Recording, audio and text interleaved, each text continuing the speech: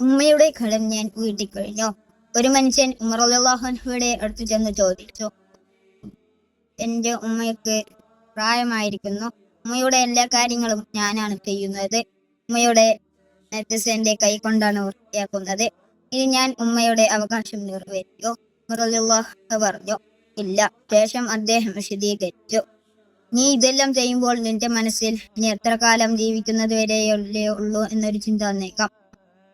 എന്നാൽ നിന്റെ ഉമ്മ നിന്നെ പ്രസവിച്ചതും ഗർഭത്തിൽ ചുമന്നതും വളർത്തിയതും ഒരേ ആഗ്രഹത്തോടെയാണ്, എന്റെ കുഞ്ഞ് ജീവിക്കണം. അതുകൊണ്ടാണ് മാതാപിതാക്കളുടെ കടം ആർക്കും പൂർണ്ണമായി വീട്ടാൻ കഴിയാത്തത്, കഴിയില്ലെന്ന് മഹാൻ പറഞ്ഞത്. ഇമാം ഗസാലി റളിയല്ലാഹു അൻഹു പറയുന്നു, ഉമ്മമാരുടെ നമ്മ എടുത്തു പറയുകയും ഓർമ്മപ്പെടുത്തുകയും ചെയ്യുന്നത് അദബിന് വിരുദ്ധമാണ്. ഉമ്മയെയും പാപ്പയെയും അനുസരിച്ച് ജീവിക്കാൻ അല്ലാഹു തആല നമുക്ക് തൗഫീഖ് നൽകട്ടെ. ആമീൻ. ഇത്രയും പറഞ്ഞുകൊണ്ട് എന്റെ വാക്കുകൾ ചേർക്കുന്നു.